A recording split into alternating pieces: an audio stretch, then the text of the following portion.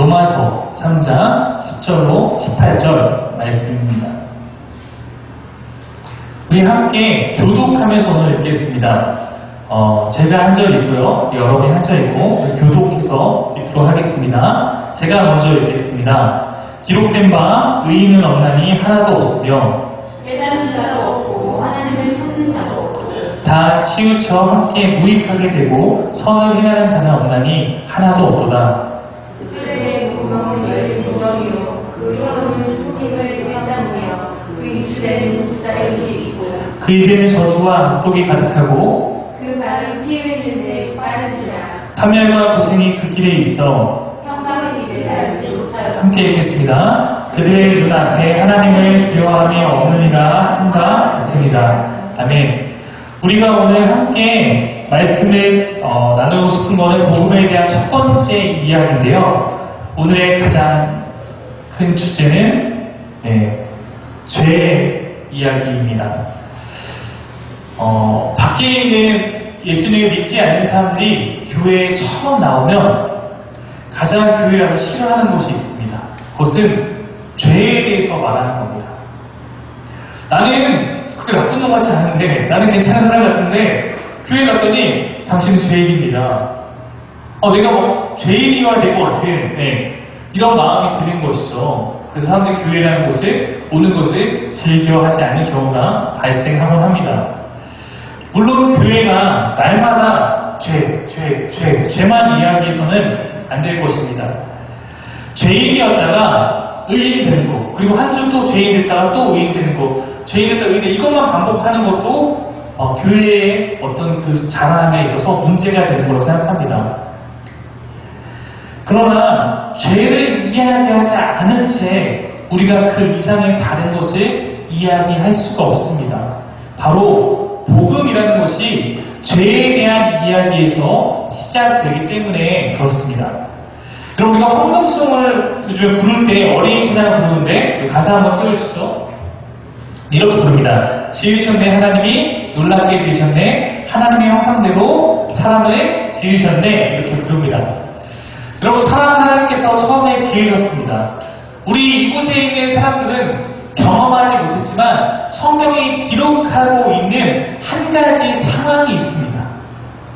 그것이 뭐냐면 지금 우리는 전혀 경험하지 못했는데 이런 시대가 있었어 라는 그 시대가 뭔지 아세요? 바로 죄가 없었던 시대가 있었습니다.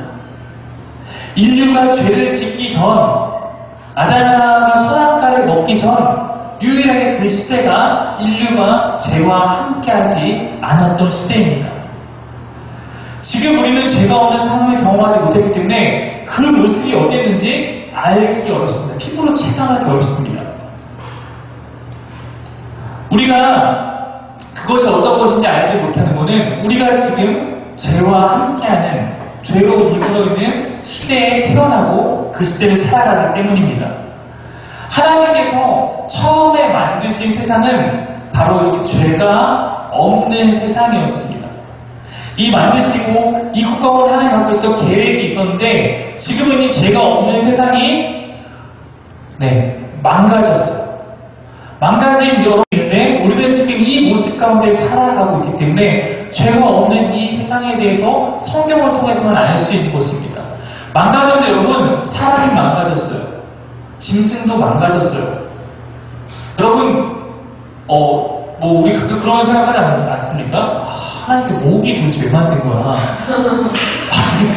목이 왜 만들었어? 나쁜 동물들 왜 만들었어? 이런 생각할 때 있는데 적어도 제가 여러분에게 시장적으로 답변드릴 수 있는 거는 하나님께서 처음에 만든 모습이 그 모습은 아니었을 거예요.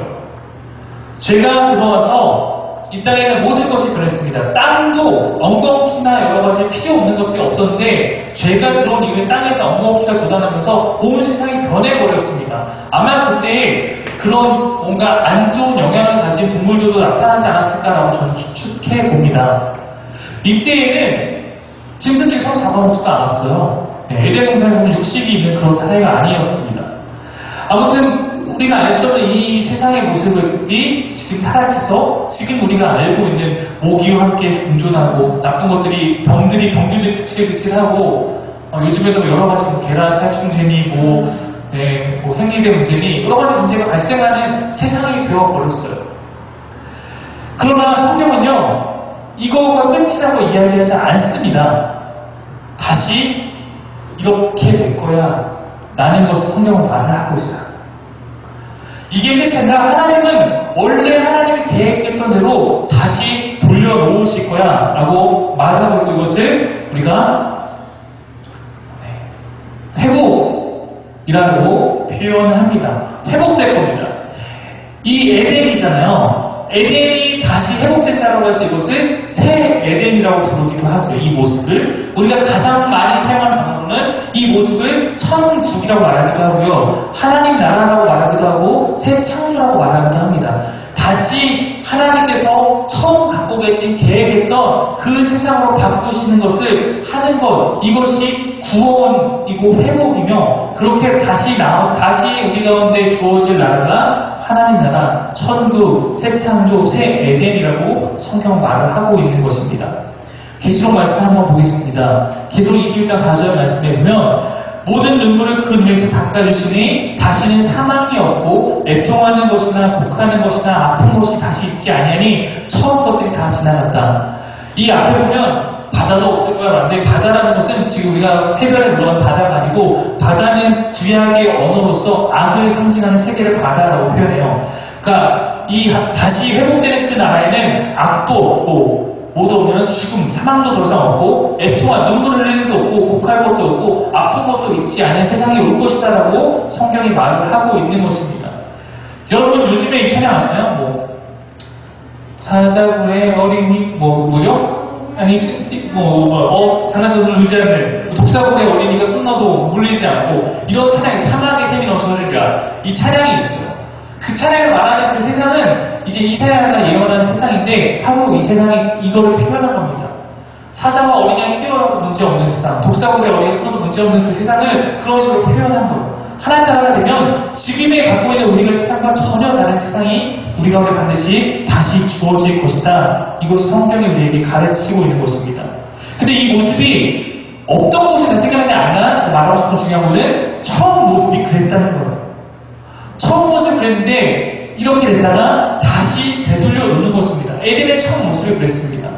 여러분, 에덴이라는 곳에는 원래는 죽음이 없었어요. 아픔도 없었습니다. 죄가 들어오면서 모든 것이 생겨난 것입니다. 우리가 이렇게 변질된 모든 가장 큰 원인은 죄입니다. 여러분, 이 회복의 역사로서 우리가 알다시피 예수 그리스도께서 이 회복을 시키기 위해서 이 땅에 오셨습니다. 다시 우리가 이 모습으로 돌아갈 수 있게 하려고 예수님께서 이 땅에 오셨다. 성경 말하고 있습니다. 에덴의 원래의 모습이 회복된 것이 하나님의 계획이고, 우리가 지금 비록 경험하지 못했고, 우리는 이 세상만 경험하고 있기 때문에 어쩌면 꿈조차 꾸기 힘들 수도 있겠지만, 그 영광과 그 기쁨과 그 모습이 어떠한 것이고, 하나님과의 그 충만한 승리가 어떤 것인지 우리는 다 알 수 없지만, 적어도 저는 이 땅 가운데서 하나님께서 저것을 기억하게 하시려고 몇 가지를 맛보게 했다고 생각해요. 우리가 이 땅 가운데 사랑을 느낍니다. 기쁨을 느낍니다. 행복도 느껴요. 여러분, 이 모든 것들이 하나님께서 우리 가운데 이곳에 대해서 느끼게 하기 위해서, 저는 마치 게임보다 좀 데모 버전처럼 조금 맛보게 해서 생각해요. 맛보지 않으면 아예 알 수 없으니까. 기쁨이 무엇인지, 사랑이 무엇인지, 영광이 무엇인지 알 수 없으니까 이 땅 가운데 우리가 작게 맛보고 있지만, 이것을 우리가 완전하게 하나님과 함께하는 그날에 맛보게 될 것과 비교할 수 없습니다. 그 영광과 비교할 수 없습니다. 반대로 말하면 우리가 이 땅에서 고통을 느낍니다. 외로움을 느껴요. 이런 고통과 외로움과 모든 것들도 마찬가지로 하나님과 함께하지 못하는 영원한 그 분리를 경험했을 때 더 크게 경험할 거라고 저는 생각합니다. 하나님의 창조하시고 시작하신 이 세상의 모습에 대해서 성경은 이렇게 기록합니다. 하나님의 영광이 충만한 것이었다. 하나님께서 이 땅을 지으신 다음에 보시고, 와, 진짜 좋다. 여러분 가끔 그런 거 할 수 있잖아요? 엄마들이 밥을 요리한 다음에 내가 만들어주면 너무 맛있어. 아, 진짜 맛있다. 우리가 남자들이 뭔가 만들었어요. 내가 만든 거 너무 잘했어. 아, 진짜 좋다. 하나님께서 이 땅을 만드신 다음에 보기 참 좋다. 하루하루마다 말씀하셨어요. 인간을 만드시고 진짜 힘이 좋다. 말씀하셨던 그 모습이 있었습니다. 여러분이 지금 보고 있는 우리의 창문으로 다 보이지 않습니까? 네, 지금 보고 있는 이 세상은 어떻습니까? 여러분 살고 있는, 여러분 느끼고 있는, 여러분 삶이 함께 맞닿아 있는 그 세상은 어떻습니까? 보기에 좋습니까? 뉴스를 보면 좋은 일보다는 사건, 사고가 항상 넘쳐나고 사람이 어떻게 저럴 수 있나 싶은 소식들이 많이 들려옵니다. 나는 지금 행복한가? 너는 지금 행복하니? 어쩌면 그 대답이 너무나 절망적인 것 같아서 때로는 물어보기도 힘든 그것이 어쩌면 우리의 삶입니다. 많은 사람들이 질문하기조차 두려워합니다. 악이 함께 공존하는 이 세상, 때로는 우리의 삶이 너무나 힘겹습니다. 악은, 지금 이 모습은 하나님께서 우리와 함께 꾸셨던 처음 모습과 많이 멀어진 것입니다. 하나님께서 우리와 함께 하셨던, 우리 그리셨던 그 세상과 많이 멀어진 것입니다. 하나님의 창조의 목적과 하나님의 질서를 거부하는 것입니다. 창조세계에 마련해 있던 하나님의 그 영광과 하나님의 그 충만함이 죄로 인해서 상실되어 있는 그런 모습입니다. 하나님께서 모든 것을 만드셨죠. 그 중에 사람을 가장 귀하게 만드셨어요. 하나님과 사람은 특별한 관계입니다. 하나님을 기호로 이렇게 써요. 또는 데우스라는 거 약자인데 하나님을 뜻하는 거고요. 이거는 한자로 사람을 뜻하는 것입니다. 하나님과 사람이 유일하게 어떻게 보면 영적 교감을 나누는 창조주와 피조물이었습니다. 생기를 불어 영으로 통할 수 있도록 그런 존재로 하나님께서 이어주셨어요. 여러분 요한복음 15장에 보면요 한 가지 비유가 나오는데 나는 포도나무요 너희는 뭐다? 가지라고 말해요. 여러분 아시겠지만 이 포도나무와 가지 비유가 있는데 하나님께서 나무이고 우리를 가지에 비유하고 있습니다. 그리고 가지는 나무가 온전하면 그 당연하게 생명력을 갖고 열매를 맺고 살아가게 되어 있습니다. 가지의 어떠함은 나무의 어떠함과 상관이 있는 것입니다. 하나님이 온전하시고 하나님께서 완전하신 분이기 때문에 그분의 나무에 함께 붙어있는 가지인 우리는 당연히 그것을 충만하게 그 안에서 열매를 맺으며 살아가게 되어 있습니다. 그것은 당연한 것입니다. 아담은요 에덴에서 그 모든 것을 경험하고 누렸습니다. 하나님이라는 나무에 완전하게 붙어있는 가지였던 아담은 그 하나님께서 주시는 모든 것을 공급받으며 살아가는 존재였습니다. 죄가 이것을 망가뜨렸을 뿐입니다. 죄로 인해서 무너진 것 중에서는 성경을 보면 한 가지 우리가 나쁜 마음을 갖고 이런 것뿐만 아니라 사람이 좀 무식해진 것 같아요. 죄 때문에. 왜 그런 생각을 하냐면요. 여러분 아담에게 하나님께서 죄가 있기 전에 주셨던 역할 가운데 하나가 뭐냐면 모든 것을 다스리는 역할을 주셨는데 그 중에 또 하나가 모든 생물들의 이름을 지어주는 거예요. 만약에 하나님께서 지금 저한테 정규야 네가 이제 모든 생물의 이름을 지어 네가 부르면 그게 그 이름이 될 거야 라고 하는데 아무것도 지금 이름이 없는 상태예요. 그럼 제가 그거를 이름을 부르고 그것을 다 기억하고 뭔가 이렇게 이름을 다 지어주는 것만으로도 저는 인간이 그냥 지금의 모습으로 할 수 없는 모습을 생각합니다. 아담이 그 역할을 감당할 수 있었던 거 어쩌면 아담이 그때는 더 지혜롭지 않았을까 생각합니다.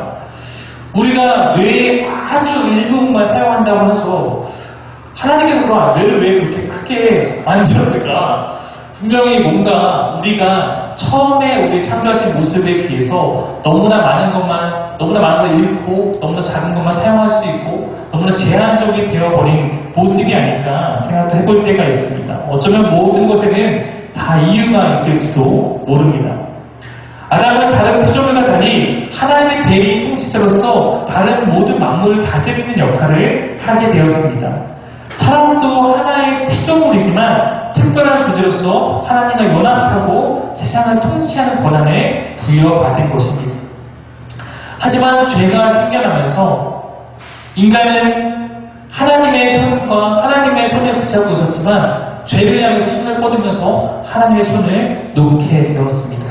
로마서는 이것을 이렇게 표현합니다. 한번 말씀을 띄워주시죠. 죄의 삭은 죽음이요 하나님의 선물은 우리 주 예수 그리스도를 이루는 영원한 생명입니다. 죄의 결과가 죽음이었습니다. 죄의 손에 붙잡는 순간 지금까지 우리가 맛보지 않았던 에덴에 원래 없었던 죽음이라는 것을 맛보게 되었습니다. 여러분 이거는 사형 집행을 내는 게 아니에요. 너 죄 졌으니까 너 사형이야, 너 죽음이야. 이것이 아니라 이것은 어떤 거냐면 생명의 근원이 하나님으로부터 단절되었기 때문에 생겨나는 결과입니다. 우리는 안정되게 너는 사망이라고 줬으니까 죽게 된 것이 아니라 하나님의 그처에서 우리는 생명의 존재였는데 하나님의 죄로부터 떨어나갔기 때문에 우리는 자연스럽게 죽음을 경험할 수밖에 없는 존재가 되었다는 것입니다. 그러면 우리에게는 이제 사망 선고에다가 너에게 생명을 주기가 필요한 생명의 어떤 연장이 필요한 게 아니라 하나님과 단절된 이거를 뚫고 다시 하나님과 연합하는 것이 필요한 것입니다. 제가 말하는 이해가 되시나요? 우리가 만약에 우리 존재 자체가 영이에요. 우리가 지금 만약에 사망 선고에서 죽음을 받으면 다시 생명 선고에서 영으로 오게 되지만 이런 것이 아니라 우리는 하나님과 함께 있기 때문에 영원한 존재였어요. 하나님과 떨어져 나왔기 때문에 우리에게 필요한 것은 영원한 생명이 아니라 하나님과 다시 연합하는 것입니다. 이러면 생명이 다시 살아나는 거예요. 나무에 가지가 붙는 순간 거기에 생명력이 생기는 것이 가지 떨어진 거에다가 아무리 영양분 주고 여기다가 무슨 불로 잠근 약을 준다고 해도 소용이 없는 거예요. 우리의 존재의 이유는 하나님과 붙었을 때만 그 안에 나타나는 것이기 때문에 그렇습니다. 성경은 죄로 말하면 우리에게 두 가지 죽음이 왔다고 말을 합니다. 두 가지 죽음이 있는데요. 처음에는 육체의 죽음이 왔고요. 아시겠지만 두 번째는 영적인 죽음이 왔습니다. 육체의 죽음은 육체의 생명적인 기능이 사라지는 것을 의미한다면 영적인 죽음은요. 하나님과의 그 영적인 교제가 끊어진 것을 의미합니다. 이 두 가지 죽음을 인간은 하나님을 버리고 죄를 택함으로 다 맞이하게 되었습니다. 이런 죽음의 반대 개념이 바로 구원이겠죠. 구원이라는 것도 영혼과 육체의 죽음을 다 극복할 때만 온전한 구원이 일어나는 것입니다. 그러므로 여러분, 우리가 새롭게 회복되는 그 하나님 나라 천국에 가게 될 때 우리는 결국 영혼만으로 가지 않습니다. 성경을 보면 어떤 일이 벌어지면 나중에 이 새 창조 하나님의 나라에 들어가게 될 때 너희의 몸은 다 부활할 거야. 몸도 살고 영도 살아야지 온전한 구원입니다. 두 가지 죽음을 다 이겨내야지만 완전한 승리가 되기 때문에 그렇습니다. 예수님께서 바로 이것의 첫 번째 모델을 배워주십니다. 예수님이 인간은 죽을 수밖에 없는 그 죽음을 먼저 인간으로서 같이 경험하셨지만 그 십자가 앞에서 그 죽음조차도 힘을 잃는다는 것을 그분의 부활을 통해서 먼저 보여주신 것입니다. 인간의 한계가 하나님 안에서 극복되고 회복되어진다는 것을 예수님은 우리 가운데 보여주셨습니다. 아담과 하와가 처음 죄와 연합한 이후로 이제 모든 인간은 죄와 연합하여 살아갑니다. 여러분, 아무도 가르쳐주지 않고 사람은 죄와 연합합니다. 본성이 죄악을 좋아합니다. 저도 자녀를 키우지만 아이들은 아무도 나쁜 짓을 가르치지 않아도 스스로 이기죠. 스스로 욕심을 갖습니다. 사람은 그렇게 죄와 함께 연합하며 살아가고 죄악을 좋아합니다. 죄악은 하나님과의 단절을 가져가고 그로 말미암아 우리는 모든 종류의 악과 고통을 경험합니다.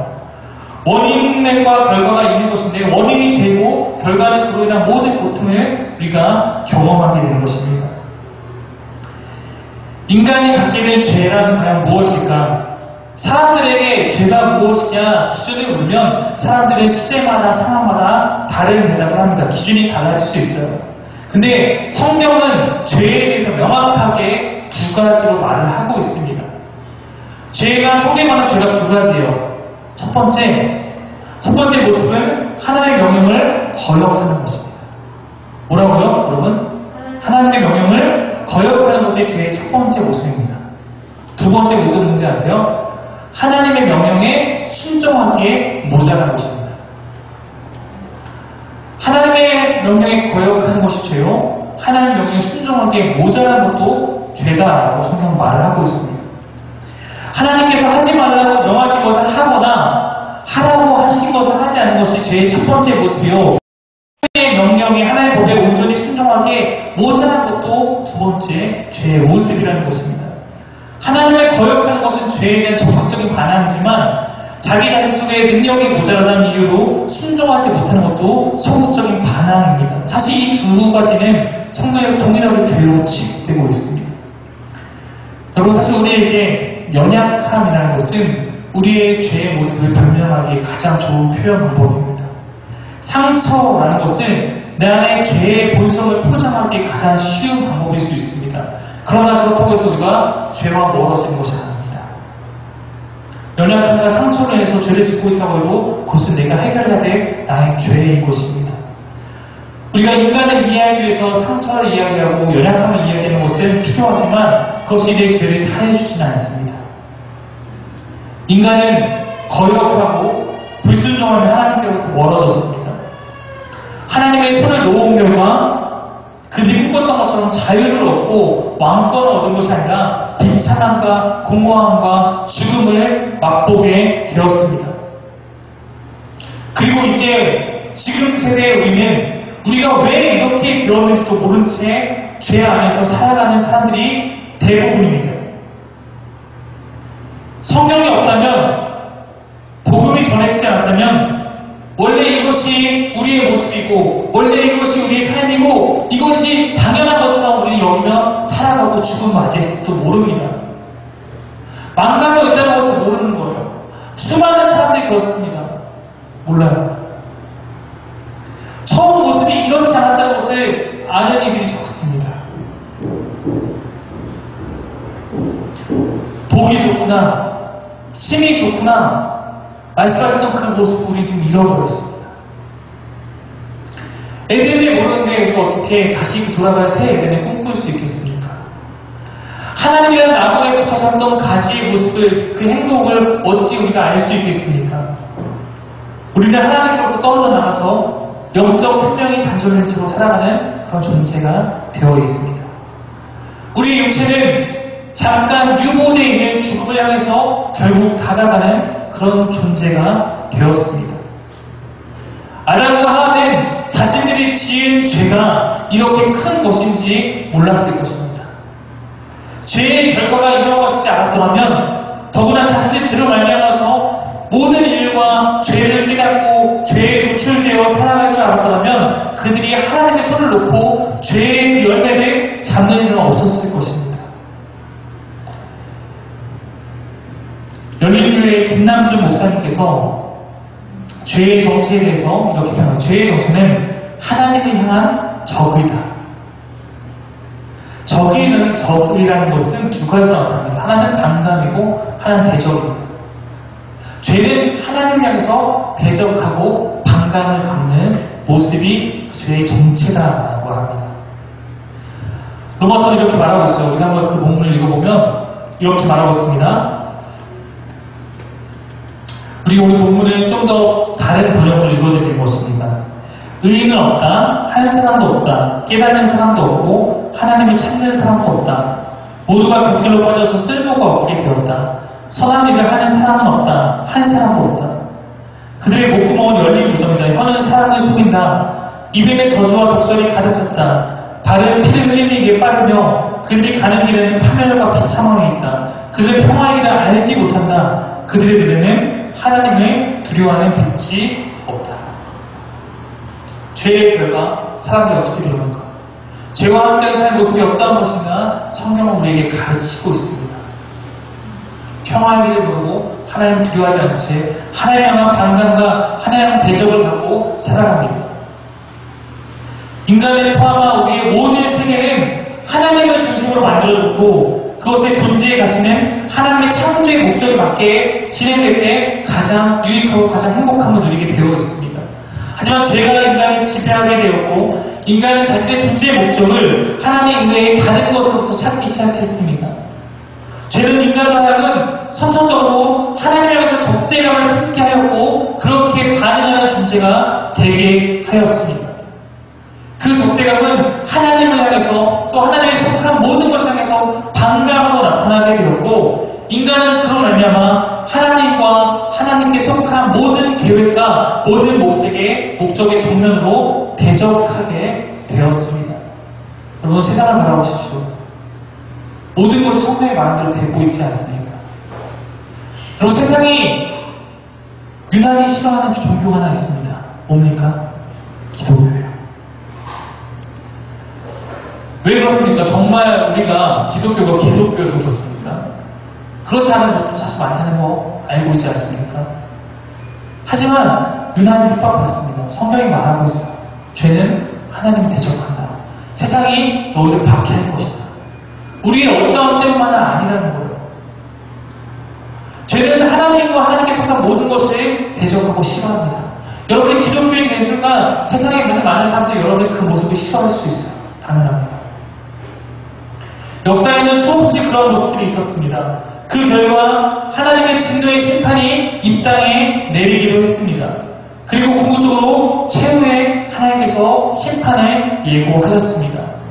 하나님은 그 마지막 심판을 지금도 유구한 채 우리가 더 많이 돌아올 수 있기를 기다리고 참고 계십니다.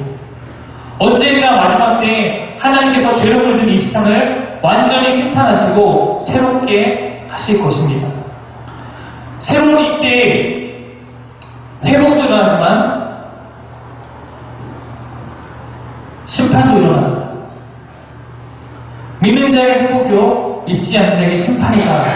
성경은 그 양면처럼 말하고 있습니다. 하나님께서 이때 자아오를 나누시고 애국과 쪽정을 나누시고 하나님의 자녀와 대적자를 나누실 것입니다. 여러분 하나님의 거룩의 기준으로 보자면 구원받을 만한 사람은 사실 없습니다. 로마서 5장 12절에 이렇게 말하고 있습니다. 한번 같이 읽겠습니다. 시작. 그러므로 한 사람으로 말미암아 죄가 세상에 들어왔고 또 그 죄로 말미암아 죄를 들어온 것과 같이 모든 사람이 죄를 지었기 때문에 이미 모든 사람에게 이르게 되었습니다. 모든 사람이 다 죽음을 경험하는 죄가 있는 존재라는 표현입니다. 죄 없는 사람은 없어요. 하나님의 거룩이 기준으로 봤을 때 우리는 다 구원받을 만한 사람들이 아닙니다. 모두가 죽음을 향해서 모두가 하나님의 심판대 앞에서 심판당할 만한 불순종하고 죄악이 있는 존재들입니다. 그런데 하나님께서 사람을 사랑하시기 때문에 이렇게 되도록 그냥 내버려 두시지 않았습니다. 죄로 망가진 이 세상도 죄에 물든 사람들도 그냥 멸망되도록 포기하지 않고 모든 세상도 회복시키고 하나님 믿는 사람들도 회복하고자 하시는 것이 하나님의 의지입니다. 다시 세상과 믿는 사람을 붙잡고 처음 그 목적으로 돌아가고자 하시는 것이 하나님의 뜻이라는 것입니다. 하나님께서 포기하지 않으세요. 그래서 죄를 범한 인간에게 찾아온 죽음을 유보하시고 이러한 인간을 다시 회복시킬 계획을 실행하십니다. 우리의 죽음은 사라진 것이 아니라 유보되었기 때문에 언젠가 집행될 것입니다. 그러나 그 안에 우리를 향한 하나님의 회복의 계획에 동참하고 반응하는 사람들은 살게 될 것입니다. 모든 인간은 죽음을 앞두고 심판 앞두고 살아갑니다. 하지만 그런 우리에게 그 길에서 벗어나 다시 하나님과 처음 모습으로 돌아갈 수 있는 회복의 길이 열렸습니다. 아, 이것이 우리의 진짜 모습이 아니구나. 우리에게 처음 모습으로 돌아갈 수 있는 정말 참된 행복의 길이 열렸구나. 이것을 깨달은 사람들이 그 길을 일컬어 복음이라고 부르게 됐습니다. 복음, 좋은 소식이라는 표현입니다. 죽음을 앞두고 가는 사람들에게 알게 된 살 수 있는 소망의 길, 그것을 깨닫는 것이 복음, 좋은 소식이라고 예수 그리스도를 고백하게 된 것입니다. 내 자신을 알라, 유명한 철학자의 이야기죠. 자신의 상태를 알 때 그곳에서 온전한 회복과 변화와 치유가 일어나는 것입니다. 가장 치유가 어려운 사람은 본인이 어떤 상태인지 모를 때입니다. 자신의 상태를 냉철하게 알지 못하면 결코 나아질 수 없습니다. 세상이 있어도 그렇습니다. 우리도 마찬가지입니다. 복음의 1단계, 죄의 이야기. 그러므로 칼빈은 이것을 두고 이렇게 표현했습니다. 전적 타락. 인간의 모습은 전적 타락의 상태다. 스스로의 의지로서 구원할 수 없는 죄에 완전하게 물들어 있는 상태입니다. 우리 모두가 그렇습니다. 죄인의 모습을 바라보며 그 모습에 절망하지 않는 것이 아니라 그 안에서 그러나 우리에게 손내밀어 다시 회복하기 원하시는 그 하나님의 열망과 하나님의 사랑을 우리가 알아서 우리도 그 하나님에서 갈망하고 주님을 간절히 찾고 구하는 거룩한 발견이 여러분들 안에 있기를 간절히 소망합니다. 기도하겠습니다.